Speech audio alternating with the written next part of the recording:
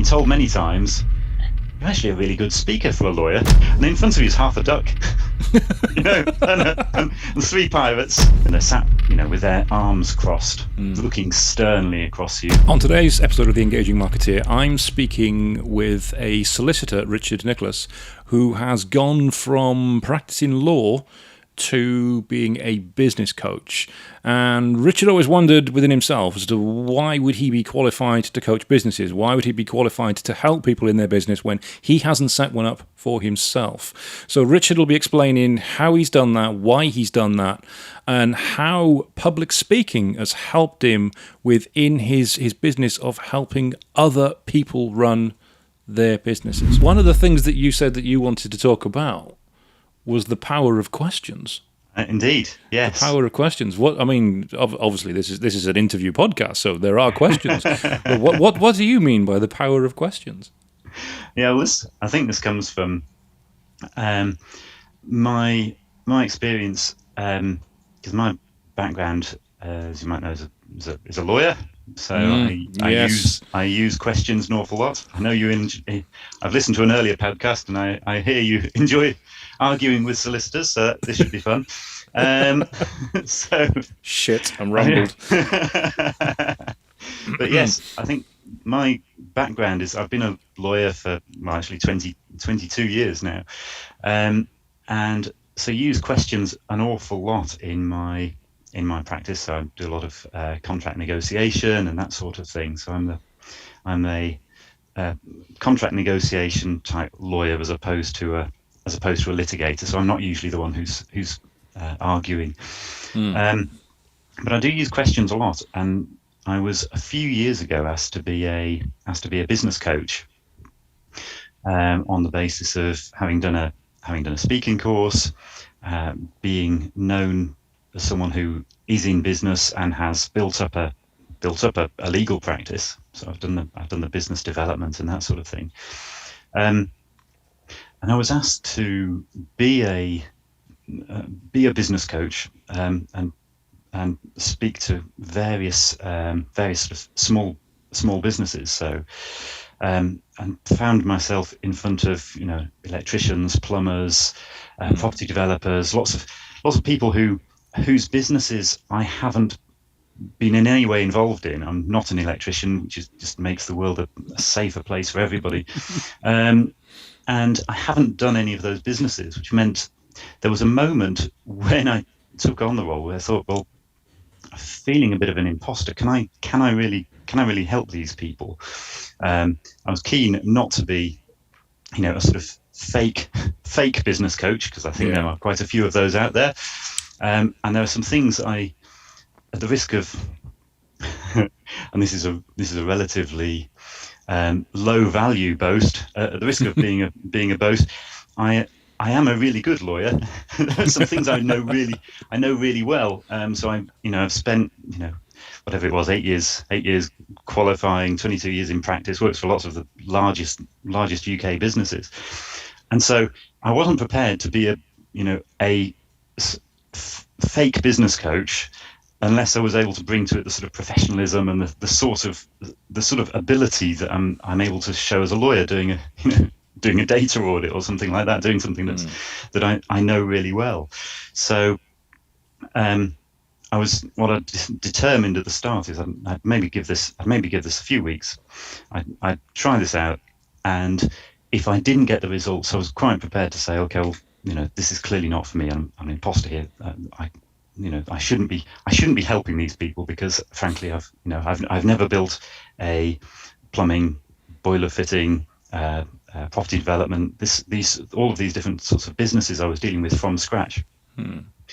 But then, what I found, to my surprise as much as anyone else's, was actually I was able to help people, and actually the skills I'd taken from the skills that I'd got from law were actually really useful. Some of the questioning skills, in terms of taking people to a place where they couldn't see the problem, then they could see the problem, and then they can see the solution. You actually take them through that process. People that were coming for coaching were actually in a state where they were close to an epiphany, but they didn't know that they were close to an epiphany. They were close to, reaching that edge and seeing things differently. And I was actually able to use the sort of the skills in asking questions and asking the right questions that could actually take them over that edge. And so I'm glad to say for a large number of people, I've managed to do that, to make them see things in a different way, take action in a different way, and actually get results from taking that action. And it's led me to the sort of conclusion, actually, that the coach's job is not to have the right answers, but really to work out the right questions. Yes, definitely. I think when we spoke previously, Yeah. we briefly touched on this, and you mentioned how being a lawyer, you have to ask the right questions to essentially lead a jury to a resolution that you want them to have, which I think we both said is a little bit of manipulation in there. A little bit, only a tad. Absolutely. Well, I should say it's not. I don't do that sort of presenting to juries and that sort of thing, but I do in negotiations. You work out where you want the focus to be, and in order to, obviously representing your client, and you say, okay, well, we want to get this. How do we get to this? And there's a skill to negotiation in asking the right questions. And okay, so what happens if this doesn't work? And what, are you really saying that if this doesn't work, you're not going to help the client? And okay, it takes you in a particular path. But actually, that's quite useful in recognizing where questions are focused. So, I'll give you. There's various tools that you can use if you know about them that can help. They can actually help you as an individual, but they can also help if you're trying to take someone on their path as well. So there's one that I like to use is the question, which sounds quite innocuous, which is, what do you have to do today? What do you have to do today? And it's a question that you can ask various people this same question, and they'll start to list out the things they've got. And almost inevitably, almost everything they list will be something they have to do for someone else. They've got to walk the dog, they've got to get the shopping, they've got to do this contract out, whatever the things might be. It's an invite to list the things that you need to do for someone else. And it's quite important because actually that's a question that you can ask yourself at the start of a working day. And if you do ask that question at the start of a working day, the answer will be the things that you need to do for someone else. And the problem with that is, of course, what you're not doing is the things for yourself, the things that actually help you and your goals, the things that really matter to you. And that means that it's how the human mind works. You're always trying to do more for other people than you would do for yourself.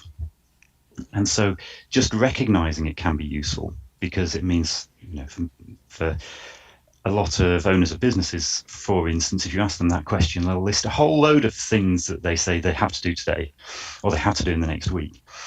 And when you take them through it and look a bit more carefully, you'll say, okay, well, do you have to do that, or could that be somebody else?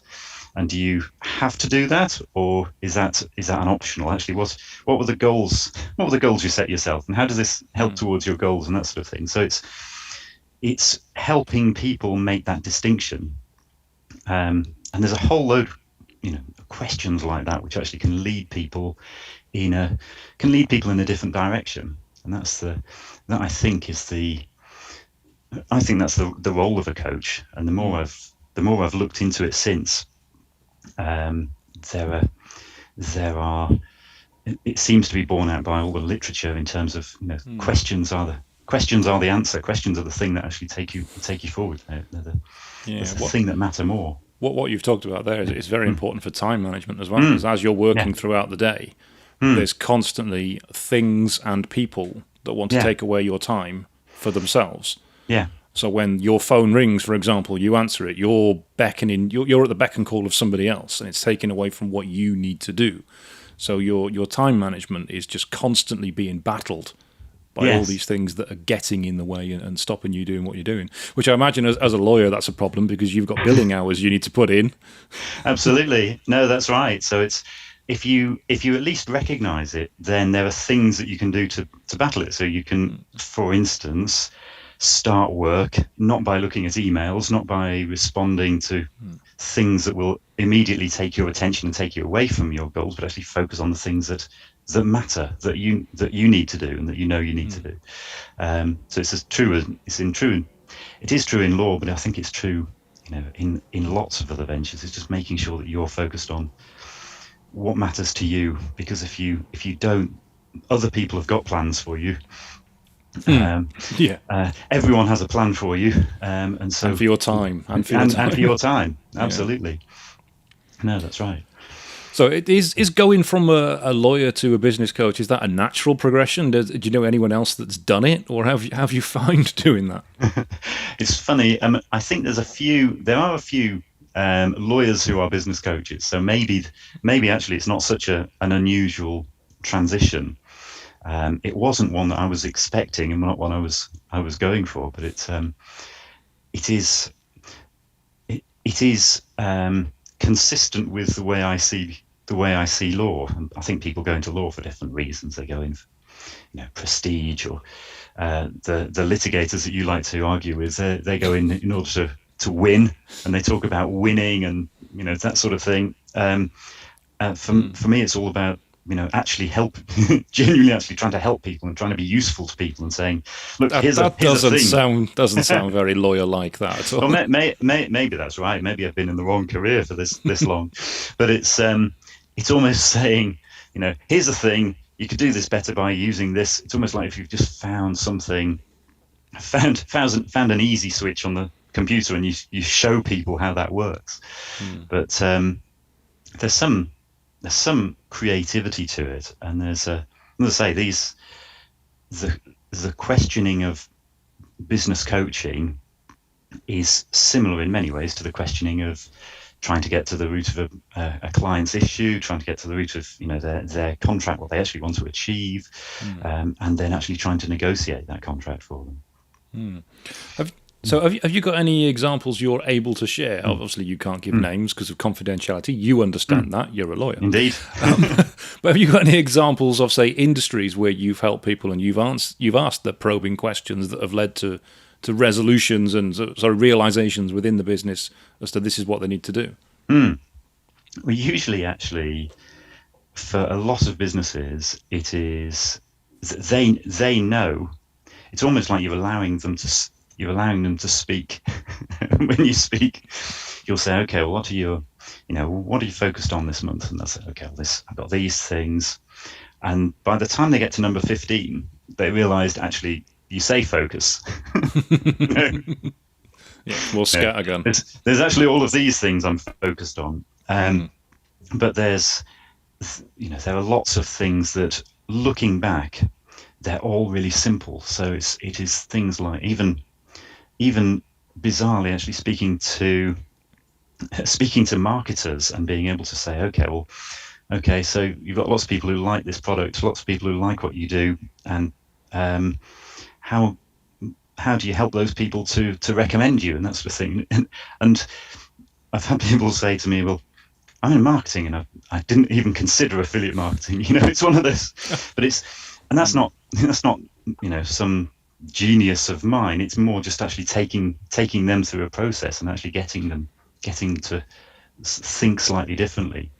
I think if you're doing the work, it can be quite tricky.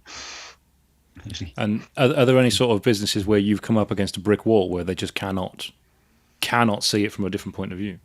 Not so far. So I think all of the ones I've come across have. I mean, it's all to do with the personality, of course, and you do need to get people to a receptive state, and that's another trick, I suppose, is actually meeting people where they are. So that you do get people who are they don't think they need coaching. They're there to sit and listen. They're sat, with their arms crossed, looking sternly across you. In a defensive posture straight away. Yes. What on earth is this guy going to say now? As if you're up against them, and it's you do have to first get people into a state where they are responsive. And there are some tricks to doing that. There's one again, this is something I'd picked up and used over and over again, and it's really effective. If you ever have a here's the trick: if you have an employee who is really negative, who's really just fed up, they don't want to listen to what you've got to say, they don't want to listen to what you want to do. Oh, that's not going to work. We tried that before. For goodness' sake, what are you suggesting? Those sorts of things. And of course, you get those in coaching. You even get them in law, surprisingly. Really? I know, cynical people. Would you imagine? Actually, lawyers or paralegals? Actually, lawyers. Actually, and lawyers. Yes. So they are everywhere, and sometimes you do need to get them to a different place. And there's a thing that you can do. And there's a Tony Robbins question that you shouldn't ever use on someone else, but can work for you, which is for yourself, which is what's great about this. In fact, I think being American, he may have said, "What's awesome about this?" And it's what's awesome about this? Completely. And if you, of course, that's a good question to ask yourself whenever you're facing a challenge, because it forces you to see the positive, because most things aren't just negative, and there's some positive, even in actually some quite catastrophic events. Even when you're looking at someone's death, if you find a positive in that, because of what they saw, what they did, that sort of thing. The fact that you got to speak to them, what that means in terms of the family coming around them. There's usually some positive, and actually asking yourself is actually quite a good discipline, because it forces you to ask that question. So it's a good question to ask yourself. You can't ask that of someone else. You can't say to someone who's just been fired, or to whom you've just had really really bad week, or for goodness sake, someone who's actually suffered a bereavement. Yeah, but what's awesome about this? You will get punched, and you probably should.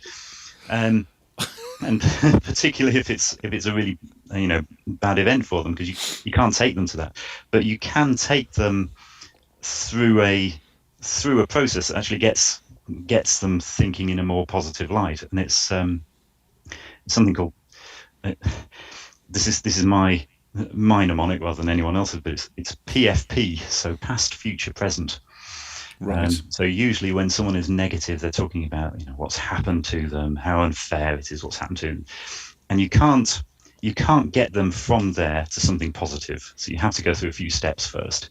So the first thing is you meet them, and you actually talk about, okay, well, this has happened to you. I can see that must feel unfair. How do you feel about that? So it's about the past. You're talking about the past with them, effectively. And then you switch direction and talk about the future. Okay, how would you like things to be in an ideal world? How would that be? And how could you see that changing? And how would this happen? And you have to get some buy-in to the future. So you get them thinking about the future, and that it changes their focus. And the final thing is to talk about the present. And okay, how can we get to what steps can we take now that will lead us there? And that is quite useful in terms of taking people who are reluctant on a journey from actually thinking about their own issues and what they're fed up about at the moment, to a place where they're actually looking at the future and what they can do to get to that future. And you can't do it in one step. You have to do it in those 3 steps, and you have to change their focus in that way.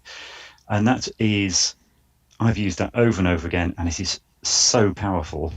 It is so powerful that it actually works on yourself, even though you, of course, know that you're using it.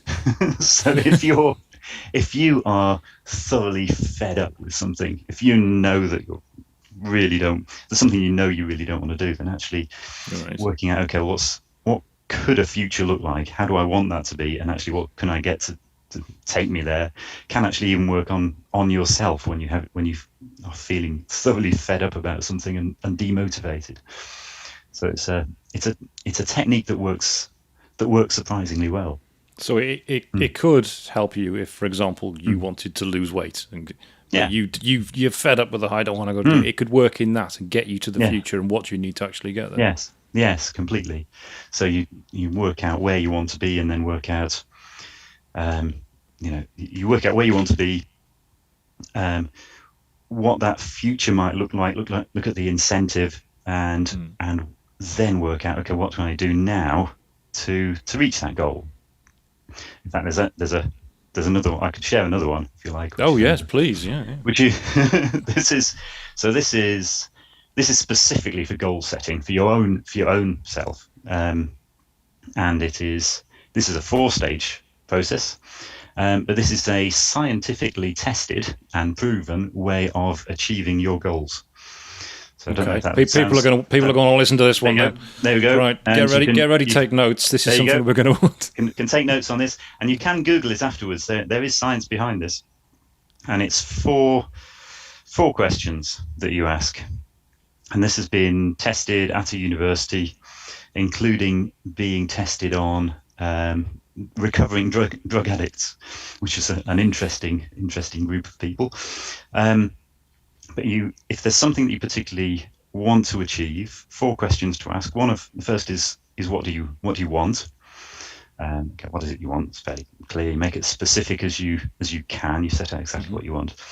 Then you work out what the outcome is. So if you like, looking at the future, what the outcome will be for you if you reach what you want. What's the benefit? Third thing then is, what is the obstacle that will get in your way, whether it's a person who's going to persuade you not to do it, or if it's a thing that will stop you getting there. And that step is actually really important. It's worth working out beforehand what will stop you so you can work out how to deal with it. And the final thing is to plan, to have a plan. So it works out it's called WOOP, WOOP. So wish, outcome, obstacle, and plan. And that's a thing called mental contrasting. It's by a lady called Gabriel Oetker in Rethink Positive Thinking, and she did various tests and said, well, actually positive thinking by itself doesn't work. Just thinking of, everything's fine, we're going to do this, come on, this is awesome. That's just denial, that, isn't it? Just denial. That's denial, and your brain doesn't believe it either. But what she said was there are various tests they carried out, and you can search for WOOP. You can Google it, and you'll see what the various things were afterwards. But they tested it on recovering drug addicts, and what they tried to get was those recovering drug addicts to put together a CV, to get them back into employment and that sort of thing. Now, this is a group of people who are notoriously difficult to motivate. They lack some self motivation, so it's quite difficult to get these people to do something. Many of them said they would do it and didn't. Many of them said that they could see the issue with doing it. The thing that made the difference to them, besides having someone to do it for, which actually is again something that makes a huge difference, is some of them were asked to plan when and where they would do it. And they commit to a certain time in the day and place where they would do it, and that was the thing that made the difference. So again, if you're losing weight, or if you're trying to exercise, actually working out when, as well as working out what you want and what it will mean for you, also working out what the obstacle will be. So what might stop you, and it might be that massive chocolate bar in the fridge, or it might be the fact that you can't go for a run in the morning because you need to do all these other things, which you can plan around, but also actually planning, so working out when and how you will do the thing that you intend to do. So time blocking, if it's something that you're doing in work or something along those lines, that can make a huge difference. It can actually push you to do the thing, because you've got what's called it's a prompt, and that prompt is one of the things that can actually mean that you change your behavior. You need some sort of trigger or an anchor. That's interesting, the time blocking thing, because that reminds me of when I was, and this is a really weird segue, of when I was studying for my A-levels. Yes. Because the one good teacher, I think we all had one teacher in our lives that inspired us. Yes. I had one good teacher called Chris Hamlet, who was a classical studies teacher, and he taught us all about how you revise for exams, about how you if you do what you normally do as a 17, 18-year-old, you're going to get Yes. up about 10:30. You're going to watch some cartoons, you're going to have some cereal, and you're probably going to Yes. think about revising just after 12 or 1 o'clock in the afternoon. And he said, you do that, you're going to feel really bad. You're going to feel negative. It's going to play on your mind that you haven't done anything. What Yes. you need to do is get up at 7, do an hour's worth of revision, set that in, that's when you're going to Yes. do. Then break off, go out, go for a walk, watch a bit of TV. And then by the time it gets to 9 o'clock, you've done over an hour's worth of revision when most everybody else is asleep. It's blocking Yes. that time in to do it and knowing that you're going to do it. So if that time comes and you're not doing it, you know, I told myself I was going to do this. I promised myself I was Yeah. going to do this. Therefore, I need to be doing it. And it works really well that way, I think, to actually block off the time and say, that's when I'm going to do it. It's a bit of a sales technique as well, I think, because when we're looking to make contact with potential clients and we're going to speak to them, like we're speaking right now, you set a time for it. This is when I'll call you. This is when we'll get on a Zoom or whatever. This is when we'll go through the proposal. That Yeah. way you know they're going to go through the proposal because you're going to do it with them. Absolutely, yes. As you just So fire it off to them, it's up to their own devices. They might Yes. never look at it. it's certainly better than saying, here's a thing, have a look at it, and they're saying, oh, yes, I'll think about it, or I'll look at it at some Yeah. point in the future. Yes, if you give them the choice of, do you want to look at it on Tuesday or Thursday, these times? Yes, exactly. Exactly. It's like I'm a member of BNI. I don't know if you've been to a Oh, BNI yes. before. Yeah. One thing that you do when you're confirming visitors for a BNI, for example, if you've got somebody who's going to come along to a networking meeting in the morning, you don't phone them up the day before and say, are you still coming along tomorrow? Because Yeah. that gives them the opportunity to go, Yeah. well, actually, as soon as you ask, no, Yes. something's come up. Instead, what you do is, looking forward to seeing you tomorrow. Are you coming alone or are you bringing a colleague with you? Excellent. Yes. It's the assumptive close. You're not giving them the Yes. option of saying no. You're saying you're coming. How many of you are Yes. coming? Yes. Fantastic. I like that. Yes. Yeah. Yeah, and then it's when would you like to get started? Not would you like to get started. You know, Exactly. there's loads of little tweaks like that when people are in business for themselves and they're the kind of people that you probably would be helping, sole traders, plumbers, electricians, that sort of thing, that they won't know these skills.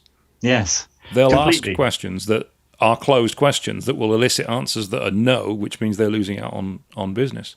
Yes. So having questions that elicit the yes, in fact, particularly several questions that elicit the yes, is a well-known sales technique, isn't it? The sort of Yeah. the yes, yes, yes response. Oh, and by the way, would you like to buy this thing?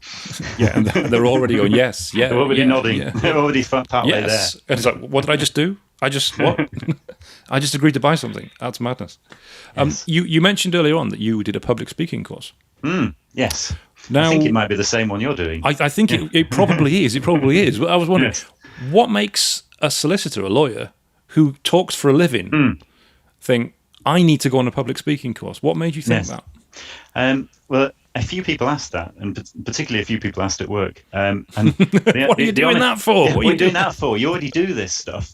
Because I do, and as a not just as a lawyer, but particularly as a lawyer, I do an awful lot of training, a lot of that sort of training as a lawyer, because that's the way I built my practice, is actually by helping. And of course, lawyers are required to do training as well, aren't they? You have to do. We do. So there is CPD. So it's my ideal client is an in-house lawyer who needs to do that training, and I can show people how I can help them by actually helping people. I think that's the Frank Kern model. But I chose to do it. I chose to do it actually because I've been told many times, you're actually a really good speaker for a lawyer. For a lawyer. Exactly. And it was one of those Backhanded compliment, that is. I think that's a good thing. For a lawyer, that wasn't bad. Right. Okay. So I thought I'd see if I could. I wanted to see how that compared with anyone else in the world, the non-lawyers, and thoroughly enjoyed it. Actually, thoroughly enjoyed the learning behind it, the way of using tone and that sort of thing, and slowing down and speeding up and all that sort of. There's a whole art to it, which I really you only learn by seeing someone who's brilliant at it. Yes. And, yes. yes, I think the course that you're on, if it is the same one I did, and I think it is, they are brilliant. Just fantastic. Yes, I was on with Tony Gargan, Yes, Tony and Robert Upright. yes, Yeah, and absolutely brilliant. they are, yeah, Yeah. fantastic. Almost regardless of what they say, you could just watch and listen to them, and see what they're doing, and it's you can take in the information in different ways. And what I found, because I was asked that question as well, to be honest with you. I was asked, because I Yeah. talk a lot. Can't Yes. help it. Always done that. Why are you going on a public speaking course? Yes. You're really good at talking anyway. Yes. And it's like, I didn't go on it for the confidence, because I don't lack confidence. I'm quite happy to stand up on a stage in front of Yes. 200 people and talk to them. I drop this every now and then. I'm a Liverpool Comedy Festival winner. I've done stand-up comedy. I've heard that rumor. Yes. I know. Yeah, I just wasn't sure if you'd heard. So I don't lack confidence. I went on it because I wanted to know the structure, how they do it. How Yes. do you actually present so that, like you said, you ask the questions that get people to a resolution that you want them to get to, which may be to buy something that you're selling. It may be to sign up for something that you're offering, or just to agree with the opinion that you're putting across. And I Yes. noticed when I went to a lot of presentations. I went and saw a lot of people doing talking, and I noticed there were certain things that they were all doing at certain points. I Yes. thought, they've been trained to do this. Surely. This isn't coincidence. Yes. I'm seeing a pattern here. I want to know what that is, and I want to be able to do it. Yes. Because the first one I saw was a guy called Eric Ho, Uh-huh. who owns the Yo Sushi brand. Yes. And I saw him speak at a franchise event where there was really high-level people in the room, and everybody was just hanging on every word that he said. Yes. Hanging on every word that he said. And then he offered this training event that he was doing, and people literally ran. I'm not kidding. They literally ran to sign up for this event that he was doing. I thought, that is power. Definitely. Oh, I want that to is know how he amazing. does that. I want to Yes. know how he does that. And now I do. Yes. Now I do. So how has it helped you in what you do now? I think it's if I'm honest, in terms of purely the law, I'm not sure how much it's helped in that, because people are used to a certain thing. I'm still considered an excellent speaker for a lawyer. For a lawyer. For a lawyer, yes, it doesn't get past that point. And there are things that I now do, that I don't need to say, by now you'll have realized, here's the little button, because that doesn't happen in law. But there are things that you realize in speech where you haven't quite got the audience, so you need to get that feedback. You need to just get that sort of call and response that really good public speakers do, or you need to get the yes to a question type point, and that can be very powerful. I've seen, when I watch other people speak now who aren't trained at this, Yes. and I see that they can talk. They're very eloquent. They've got a presence about them, but I can see them doing things fundamentally wrong. Yes. It jars on me, and I think, oh, you need to be on a course. You need to be doing this. Is that something you see as well, or is it just me that's picking up on No, it? I see it all of the time. You can hear people talking, and they're telling you about themselves. You're watching the audience glaze over slightly, and you think, and the worst thing is they're being told that they're doing a good job. And in part, that's the other thing. I was keen to do the course, because one of the things that happens after really some, the bar is quite low in law, to be fair. If you go to a legal training session, Pardon the pun, the law bar there. Oh, indeed, yes, it is. But if you go to a legal training session on, I don't know, my subject, GDPR, Fascinating. Fascinating. Absolutely, people are not expecting a riveting ride. They're not expecting jokes. They're not expecting to enjoy the experience, really. In fact, in one of my training sessions, I was giving training and was going down to London, and I was 3/4 of an hour late. And I was 3/4 of an hour late because someone had stolen the the line above the tracks and from London to Birmingham, which meant all the trains were late and that sort of thing. There was nothing I could do about it. Stolen the line. How'd you I steal the know. line? Well, stolen the electric cable, or was it? I don't know. I don't really know. Nick, That's what anything. they said. I know. And I got to the venue thinking, I don't know who'll still be left. I tell you, not a word of a lie. This was two lawyers. So a lawyer's event. I was teaching lawyers about contract law. And they were all sat facing the front. There was no one there. There was nothing there in front of them, sat facing the front. Some of them were working, some of them were doing those things, but in silence. And you think, I've gone into a career where people have chosen detention. That's what I've gone into. So yes, as I say, anything beyond decent is considered really quite good in law. So it was for me, it was knowing, actually, can I do this better? Can I make this better? And when you see it, you really see a difference. You see people who are trained at this stuff. It's absolutely fantastic. Yeah, that thing where you mentioned they start and it's all about me. Yes, you see that at B&I all the time. Where yes, somebody will stand up and do a featured presentation. You've got 10 minutes to talk about, what it is that you do and how you can get referrals. And they'll spend the first 3 minutes talking about their holidays, their family. Yes. It's like, that's not really helping. Yes, completely. That's not really helping. And I get so many sales emails. I put one on LinkedIn today or yesterday. Oh, yes. Oh, yes. Oh, you saw that? Yes. Which was about getting into businesses, and it was somebody who does lead generation, and the whole email was just me, I. This is what I do. This is how I am, and it's like, that doesn't work. Yes, it's not working on me. You've not convinced me to buy, so I suspect that's probably not a service. I don't understand it. It's obvious to us. Yes. Obviously it's not obvious to everybody. It's something. I mean, I have to realise, which I'm currently struggling to come to terms with, that I've done a lot of training. I've been on a lot of training, so I do know this stuff now, and it's just something that not everybody knows, and I have to realise that. No, completely, and that's if you like, once you've almost been enlightened, once you've seen things from another perspective, you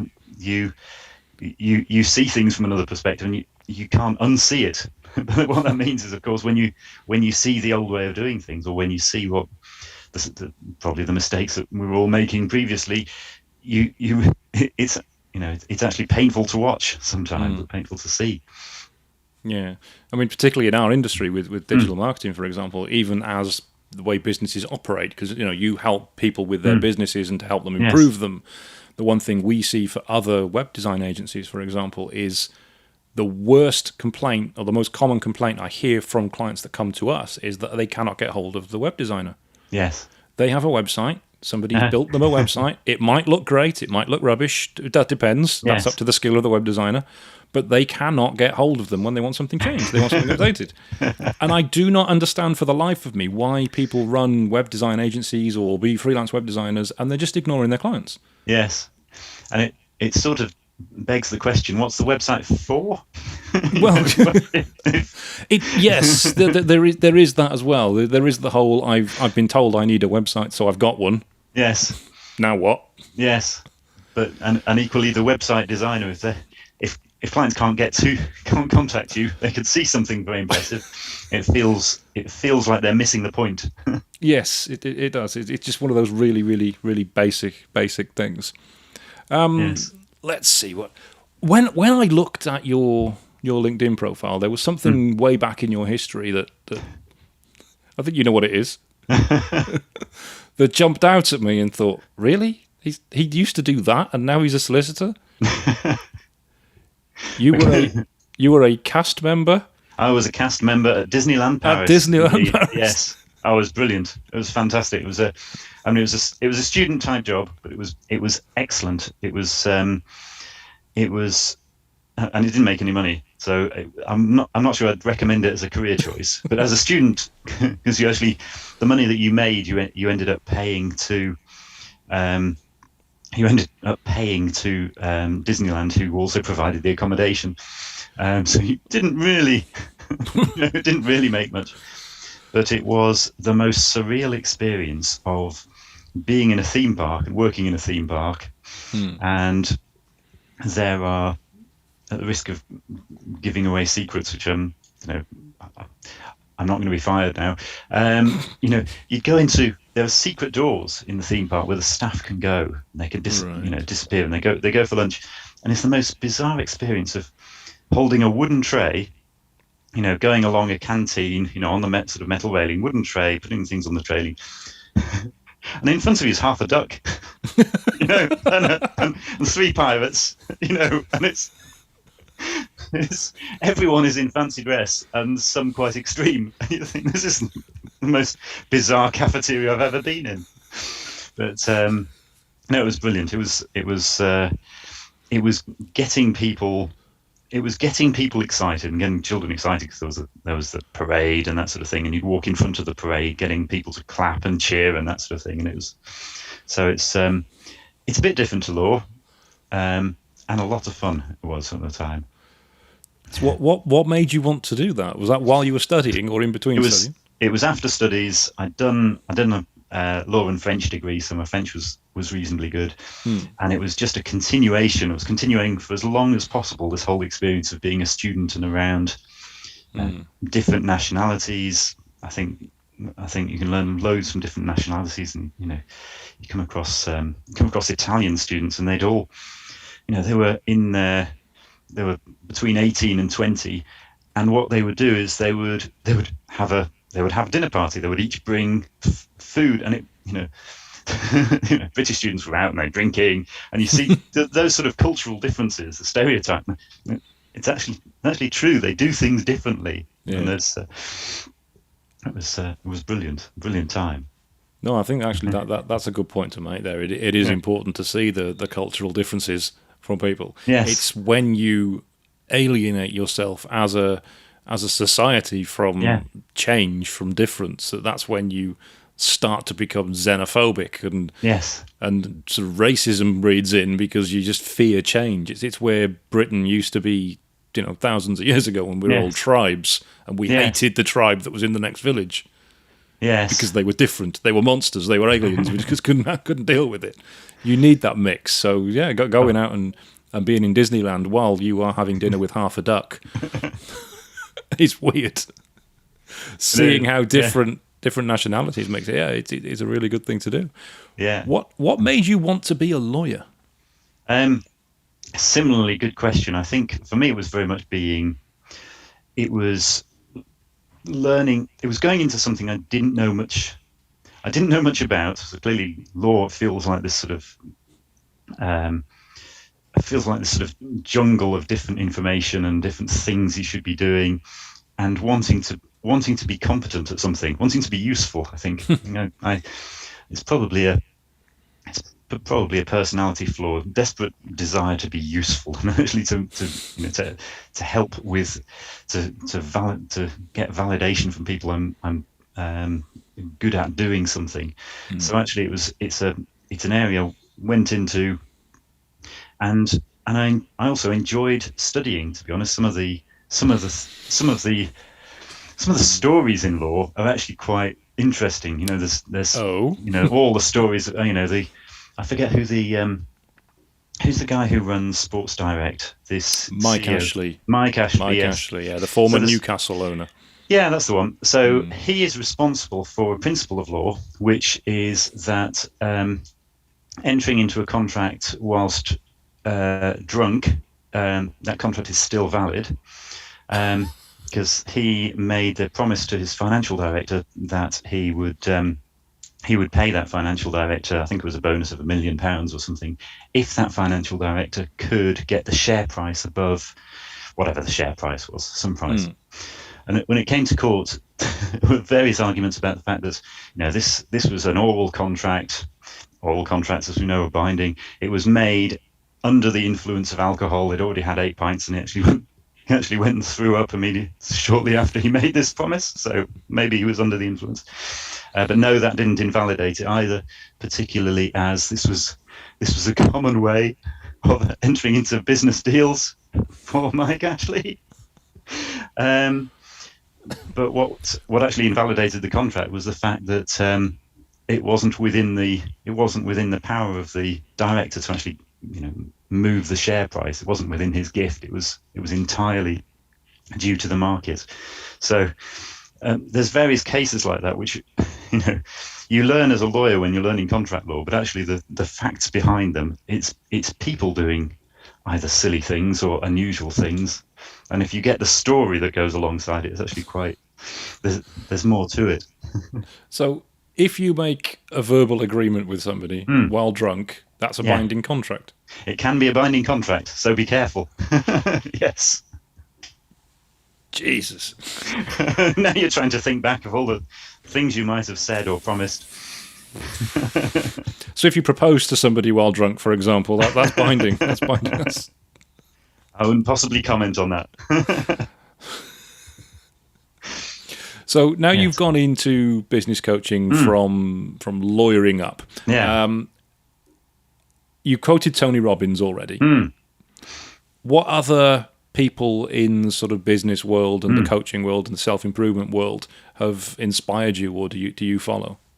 Well, there's actually, and this is a sort of giveaway answer, I suppose, but there are literally there are loads of them.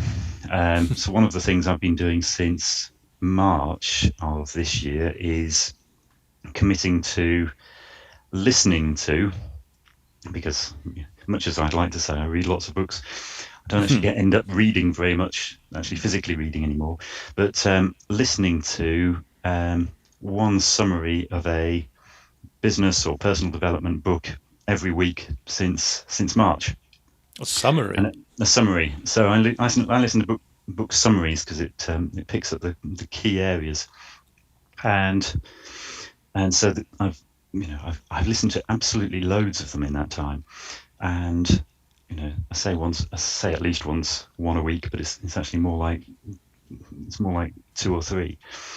Um, and there are some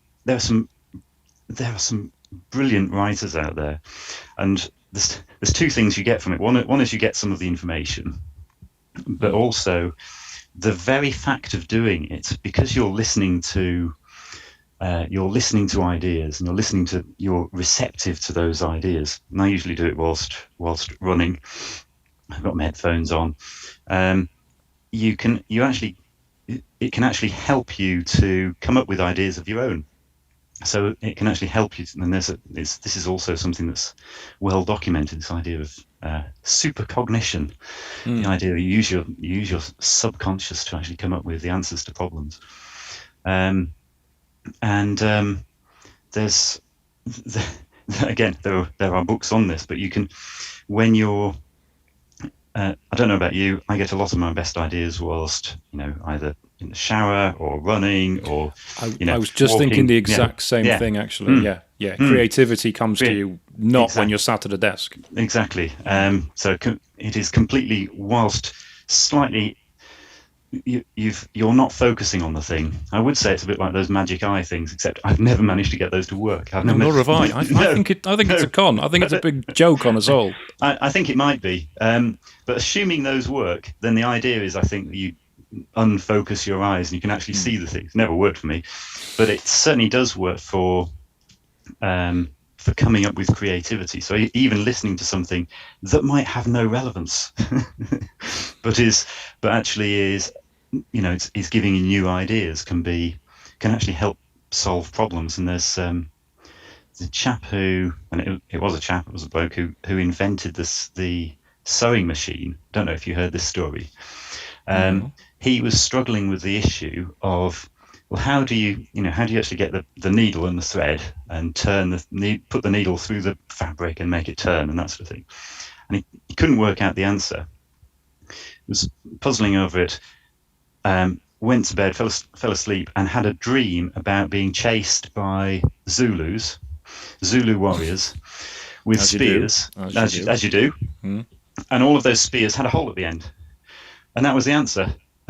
So you put the hole at the other end of the needle, and that's how sewing machines work. They have the hole at the pointy end rather than at the normal end, which of course now seems obvious, but didn't before it was done.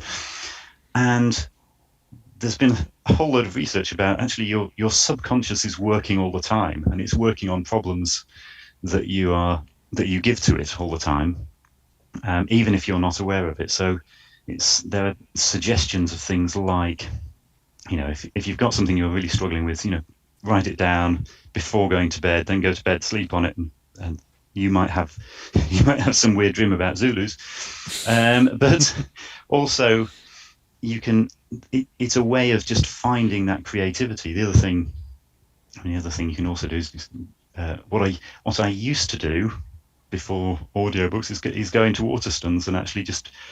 This was something suggested by Edward de Bono, the guy who came up with lateral thinking. He suggested you go up to a random book in Waterstones, pick it off the shelf, and before you read it, you actually ask yourself the question, okay, well, how can this is the problem I've got? Then you read the pages and say, how can this help me? And of course, there's no reason why it should necessarily, but actually, usually your brain will make the connection between what you've just read and a solution, and it can actually, come up with creative solutions to the problem. I mean, you've got to be quite careful because you never know what type of book it was in Waterstones, and it might be something inappropriate to be reading. Yeah. And Mr. Tickle had extraordinarily long arms. Quite, yes. How can this help me? That's it. You're here again, Richard, trying to resolve some question again. Why are you in the adult fantasy section? But there is something to that, I think, of actually deliberately looking for sort of creative ideas. I think one of the best one book which was brilliant I listened to, which I was expecting to be funny, but I wasn't expecting it to actually be profound, was Douglas Scott. Do you know Douglas Scott? He did the Dilbert comics. Oh, yes. But he's also written a book all about personal development and that sort of thing, and has some interesting ideas in there about, as you say, goal setting is for losers. There's one to throw at the next person of that, on the basis that actually, if you only set goals for yourself and measure yourself against those goals, which you're not supposed to do, of course, if you measure yourself against your goal, then for as long as you haven't hit it, you'll always be failing. And therefore you actually need to work on the process, and you actually have to celebrate the process and that sort of thing. And that you need to choose success rather than actually wish for something. Actually, you have to choose it as if you were choosing something from Amazon Prime, and decide to pay for it and work out what you need to. It's almost the fame thing, isn't it? Fame costs. This is what you start paying.